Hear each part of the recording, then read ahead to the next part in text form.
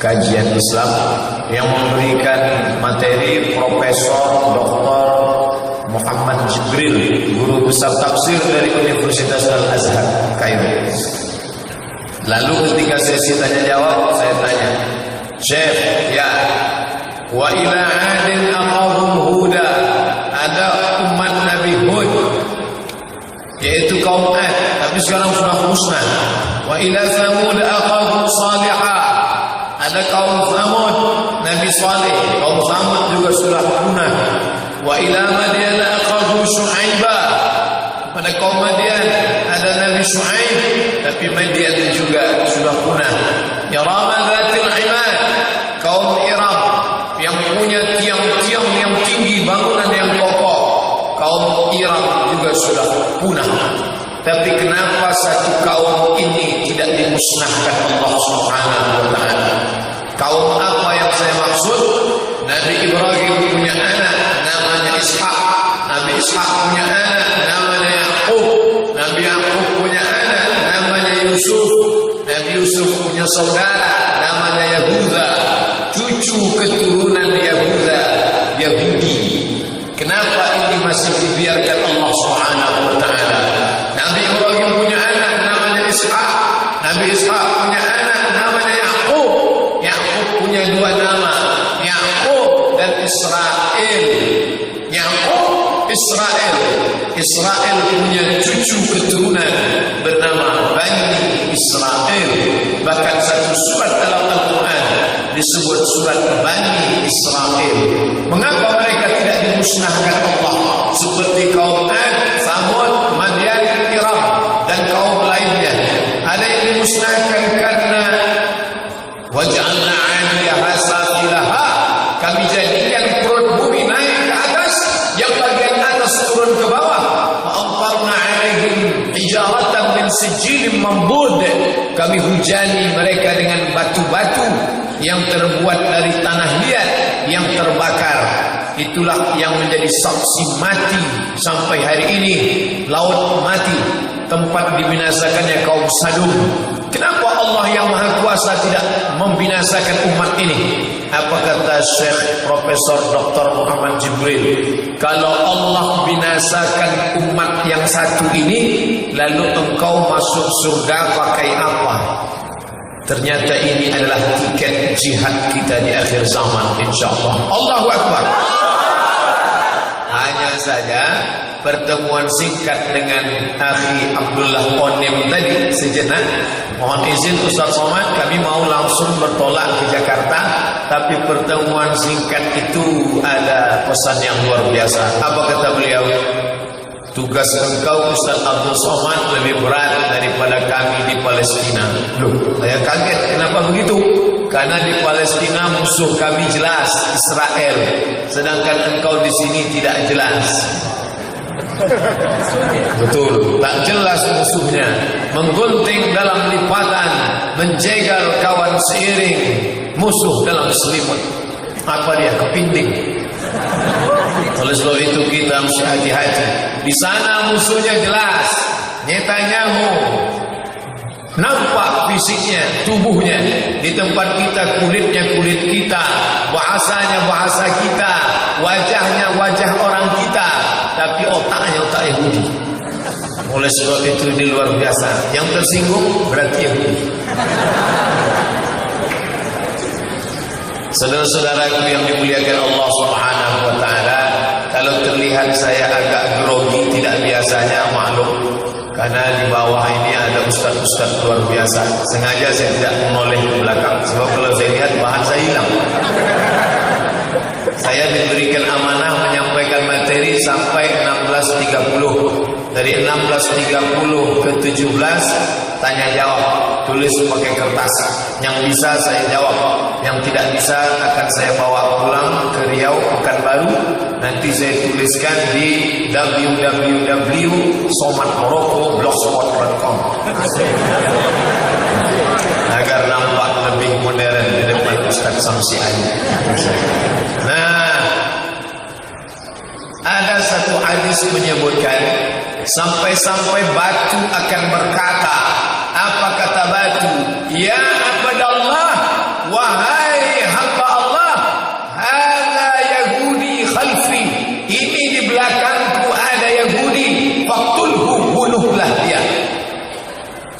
zaman. Nanti batu pun akan berkata. Ini perlu ditakwilkan. Bukan berarti batu bicara. Semua bersaksi karena kebenciannya. Ini di belakangku ada Yahudi, bunuhlah dia. Hanya satu yang tidak mau bersaksi. Siapa dia? Pohon Syajaratul Warqat.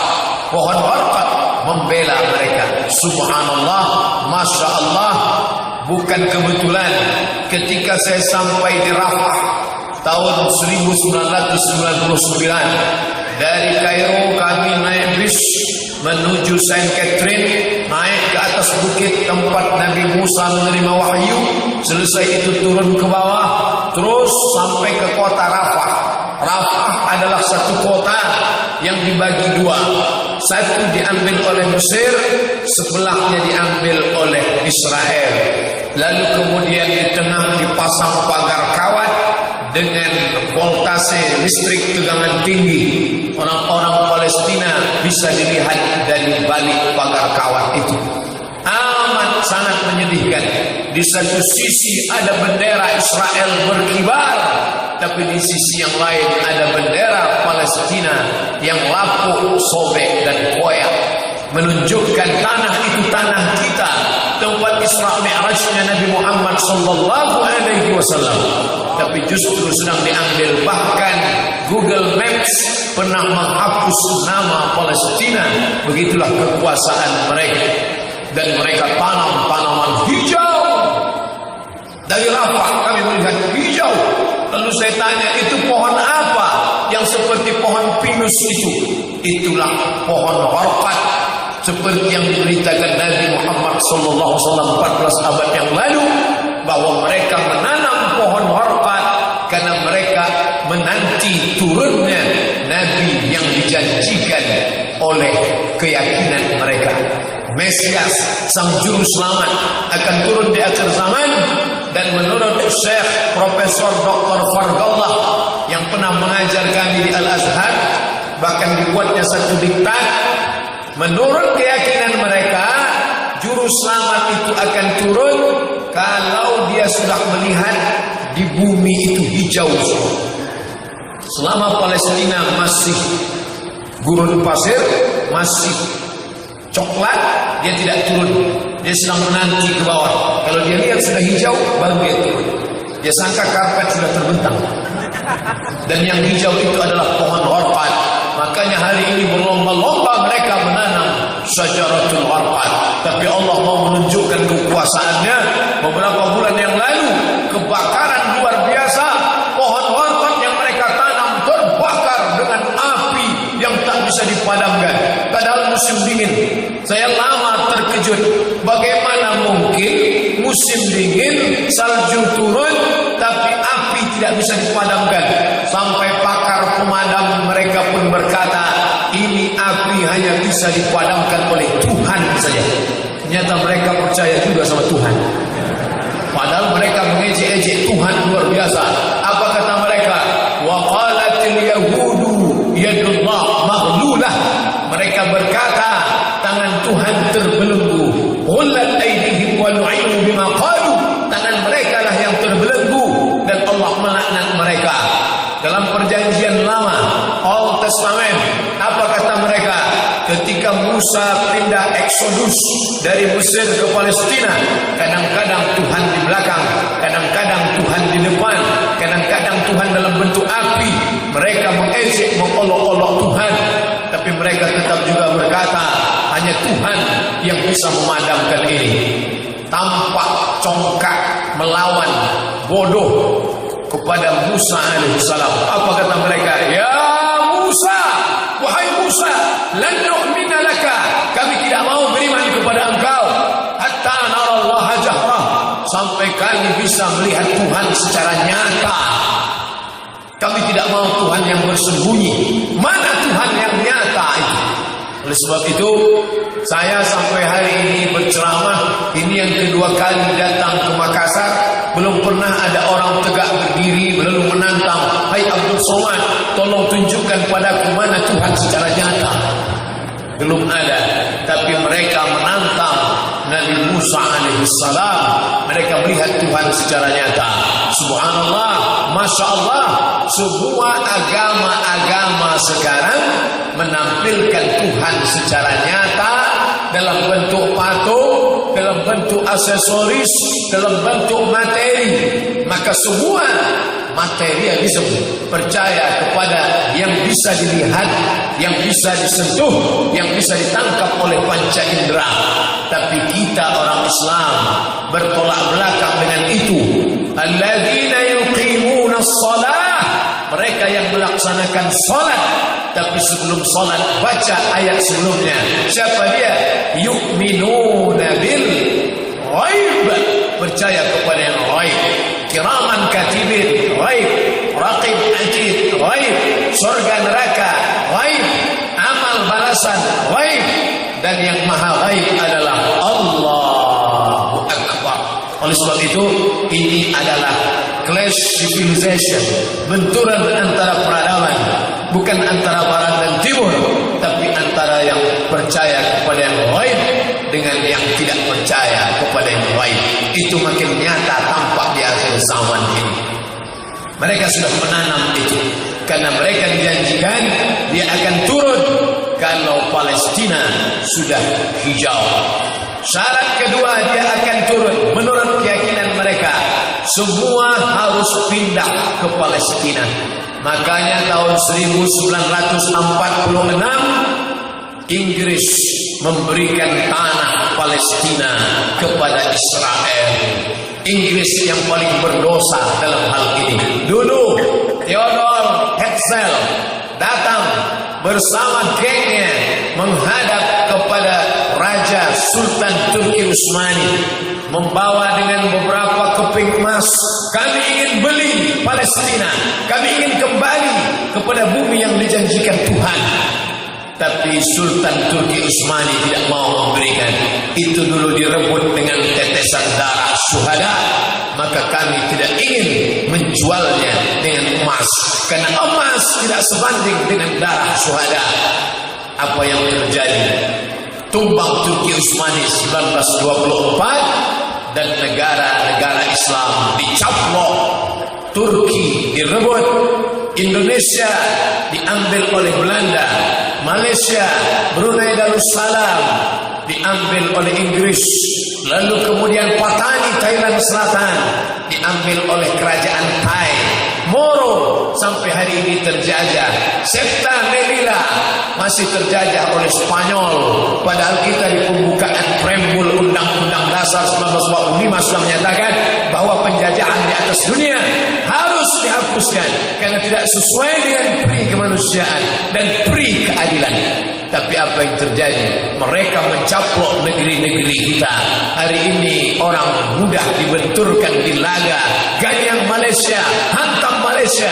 Padahal sama-sama satu suku Melayu, satu bahasa, satu agama. Apa yang membuat kita terpisah? Penjajahan.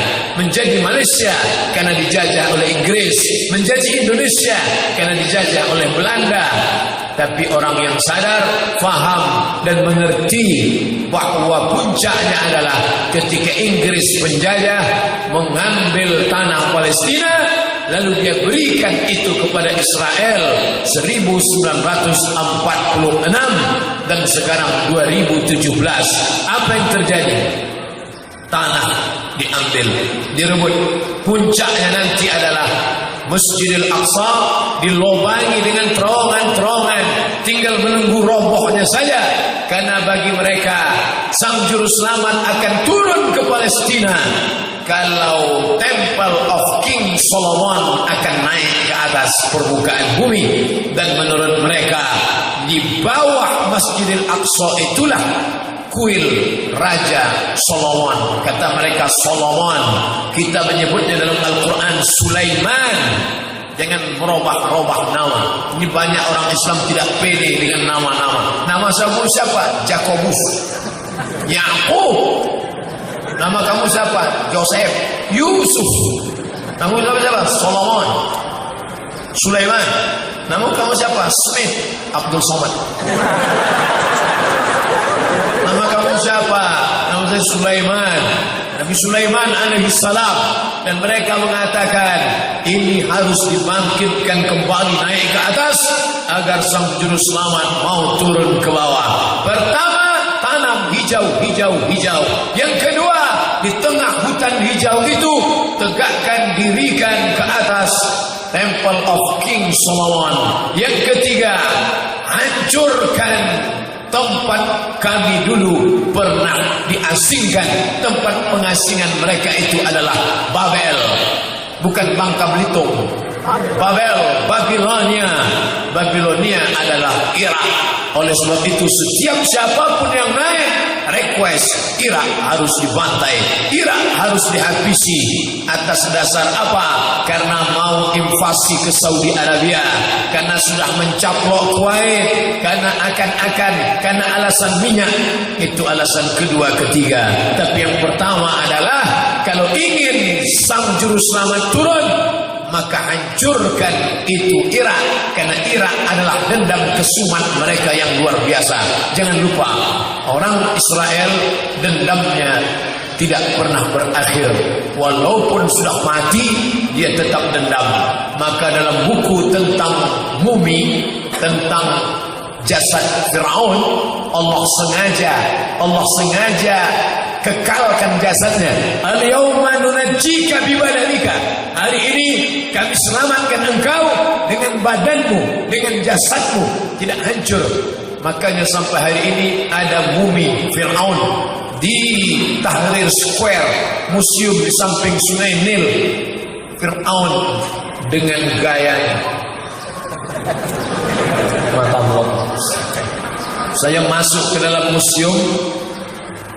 Saya tanya, di mana tempat Fir'aun? Di atas. Saya naik ke atas. Begitu sampai ke atas, di depan pintu museum Fir'aun, depan pintu masuk, bergetar jiwa saya. Kenapa? Bayar tiket sekali lagi. 100 pound. Setelah itu baru nampak masuk. Loh, ini banyak sekali mumi. Yang Fir'aun yang mengejar Nabi Musa itu yang mana? Ternyata Fir'aun yang mengejar Nabi Musa yang ini. Dari mana bisa ketahuan? Kan banyak nih. Ternyata Fir'aun satu-satunya yang ada garam di paru-parunya hanya ini. Bagaimana mungkin paru-paru bisa ada garam? Karena dia mati tersedak, dan orang tersedak air masuk ke dalam paru-parunya.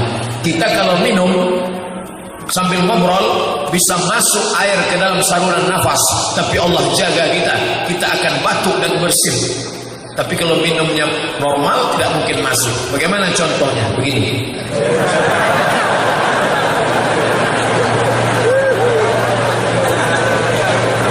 Tapi kalau dia tersedak, masuk ke dalam saluran nafas, dan air garam itu bertahan di paru-parunya. Saat mereka periksa, di antara banyak mumi ini, yang mana yang mengejar Musa? Inilah dia yang mengejar Musa, karena garam masih ada di dalam paru-parunya. Akhirnya mumi Fir'aun itu pun disemayamkan di museum. Sampai akhirnya suatu hari ada berita, katanya mumi ini sakit. Kalau tidak diobati, kulitnya akan membusuk dan habislah sejarah Mesir. Maka mumi pun diterbangkan dari Kairo menuju Paris, Prancis. Sampai di Paris, diperiksa mereka, ternyata di sana sudah menunggu Jenderal Musa Dayan yang matanya buta sebelah. Musa Dayan beserta gengnya sampai di tempat mumi Fir'aun, dan mereka meninju Fir'aun. Kaulah dulu yang sudah menyembelih nenek moyang kami. Itu diceritakan dalam buku Abul Ain. Bukunya ada, saya simpan di rumah. Mereka dendam kesumat, walaupun Fir'aun sudah kering, tetap mereka tinju juga, karena sudah dulu menyembelih nenek moyangnya di masa yang lalu. Maka kalau ada orang sekarang dendam kesumat, itu darah-darah Israel ada dalam diri. Nah, maka dendam mereka ini sampai sekarang Irak harus dibantai. Kenapa? Karena Irak tempat dulu mereka disiksa. Maka siapapun yang naik, Jatbus naik, bantai Irak. Siapapun yang naik, hantam Irak. Kenapa? Karena Irak harus dihancurkan. Ketika Irak bergejolak, maka itu salah satu sebab akan turun dia dari atas. Yang keempat, ini semua agama-agama selain mereka harus dibinasakan, harus dirusakkan. Maka yang merusak agama itu rata-ratanya adalah Israel punya kerja. Ada seorang nabinya psikologi. Adik-adik yang dari fakultas psikologi, jangan tersinggung, jangan sakit hati, dan jangan besok pagi keluar dari fakultas psikologi. Tetap engkau di sana, tapi justru kau Islamkan psikologi itu sehingga menjadi psikologi syariah. Tidak lagi konvensional. Ada seorang laki-laki bernama tulisannya SIGMUND Sigmund Freud, terserahlah mau baca siapa. Dia berkata bahwa Tuhan tidak pernah menciptakan manusia, tapi manusia itulah yang berhalusinasi, yang berimajinasi, maka dia menciptakan Tuhan dalam pikirannya. Tuhan itu ciptaan manusia. Tuhan itu hanya ada dalam benak manusia. Ketika dia terbentur dalam kehidupan, ketika dia stres dan depresi, hanya ada dua kemungkinan: dia bunuh diri dan mati, atau dia berpikir ada yang maha absolut yang akan menolong aku, itulah Tuhan. Pikiran-pikiran ini yang merusak. Dan Sigmund Freud banyak qiraat tentang ini, itu adalah Yahudi. Begitu juga dengan komunis. Hari ini katanya komunis akan bangkit. Orang mengaitkan komunis dengan China. Betul, tapi orang lupa siapa dia. Karl Marx, Marxisme. Siapakah Marxis? Yahudi dari Rusia. Oleh sebab itu kebangkitan Yahudi Bani Israel ini pokok pangkal segalanya.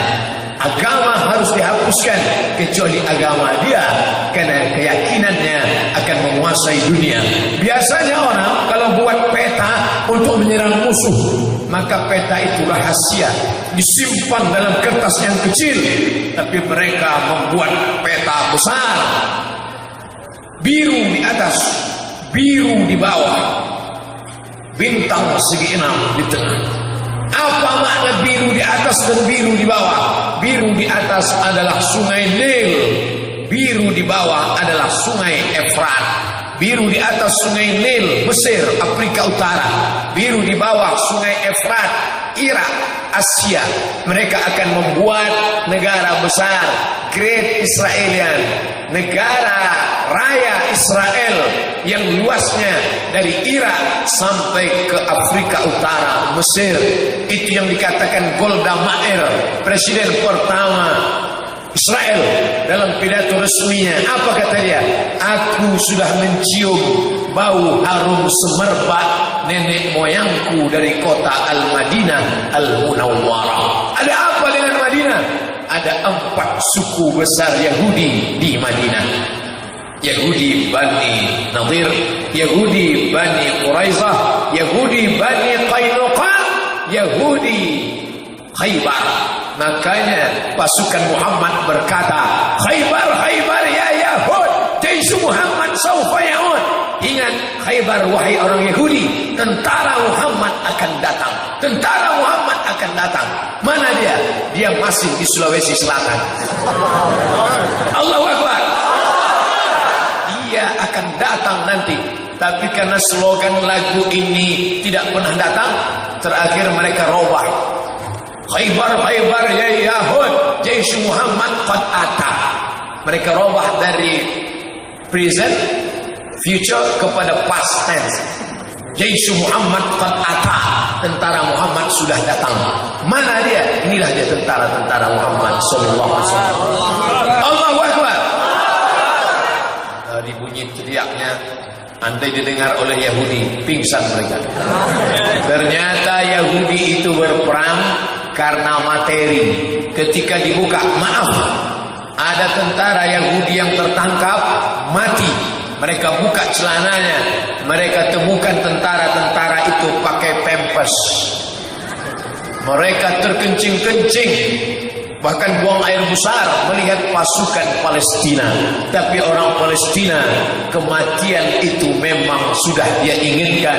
Berapa di antara mereka yang mati tersenyum? Wala taqulu liman yuqtalu fi sabilillahi amwat. Jangan kau katakan mereka itu mati, bal ahya, mereka hidup. Walakin la tash'urun, tapi kalian tak bisa merasakan bagaimana kehidupan mereka. Oleh sebab itu, bagi yang di sana, bagaimana dengan kita yang jauh dari Palestina? Anak-anak muda Islam dirusak oleh Yahudi kepalanya. Dia tonton dari pagi sampai petang sampai malam film. Dulu hanya nonton TVRI, itu pun cuma sampai jam 12 siang. Malam tidak ada film. Malam ini mohon maaf tidak ada film. Kenapa? Laporan khusus Presiden Soeharto. Tapi sekarang 100 channel film. Siapa yang membuat? Warner Bros. Siapa yang punya? Yahudi. Siapa yang punya film? Produsernya Steven Spielberg. Siapa dia? Yahudi. Kita tonton berita, kita baca berita. Siapa yang punya berita? Kantor berita Reuters. Siapa yang punya Reuters? Yahudi. Sampai-sampai Raja Maroko berpesan kepada anaknya, tidak ada berita yang bisa dipercaya wahai anakku. Kalau kau baca koran, yang bisa kau percaya cuma 2, harga dan tanggal. Itu saja yang bisa. Maka kalau ada adik-adik baca berita Abdul Somad anti NKRI, anti kebinekaan, itu juga Reuters punya kerja.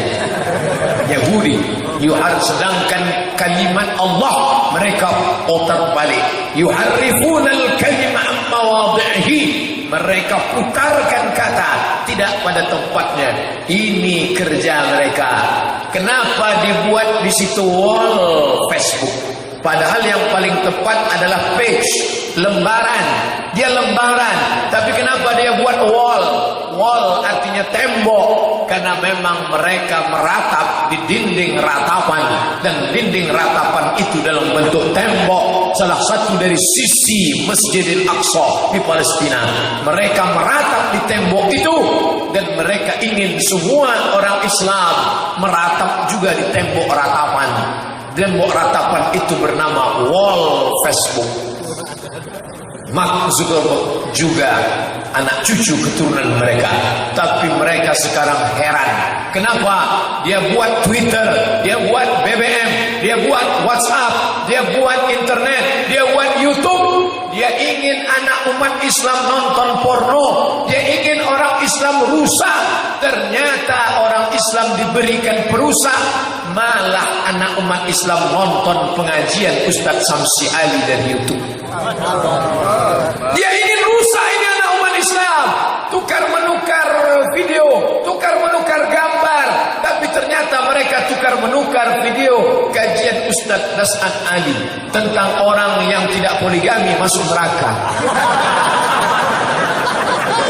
Saya kenal beliau dari video itu. Dia ingin rusak umat ini dengan WhatsApp, dengan Twitter, dengan BBM. Justru masyarakat kenal Ustadz Somad dari Twitter, BBM, WhatsApp, dan Instagram. Semua orang yang kenal saya di Indonesia ini 2 alasannya. Pertama ada signal, kedua ada paket. Ketika saya pergi di suatu daerah pulau, sampai di sana tidak ada satu orang pun yang menegur saya.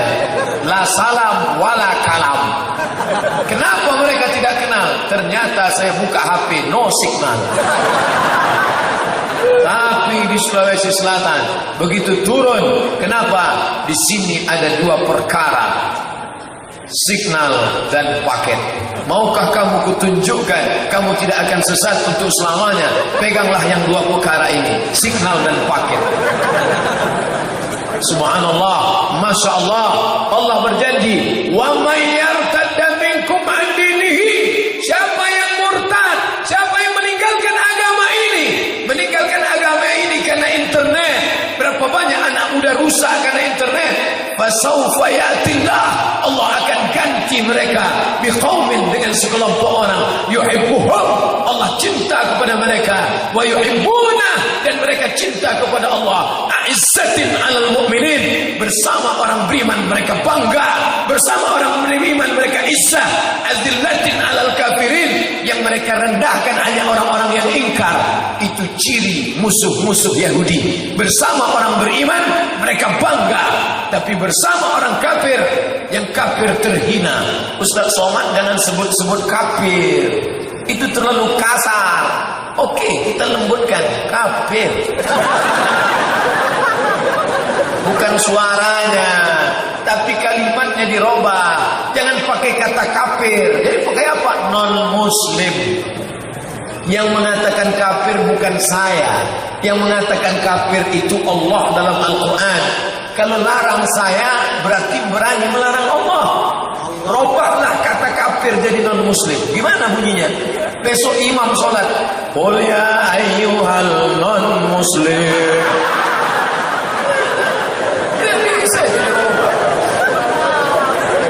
Saya di mana-mana ceramah 60 menit, sesuai yang tertulis di botol 600 ml. Tapi ternyata di sini hanya 30 menit karena botol kecil. Sesuai dengan janji 16.30. Apa maknanya? Jangan salah memilih musuh. Jangan salah memilih musuh. Selama saudaramu itu sholat, bersyahadat, apapun mazhabnya, dia adalah saudaramu. Musuhmu adalah Yahudi Israel. Itu pun kalau dia tidak masuk Islam.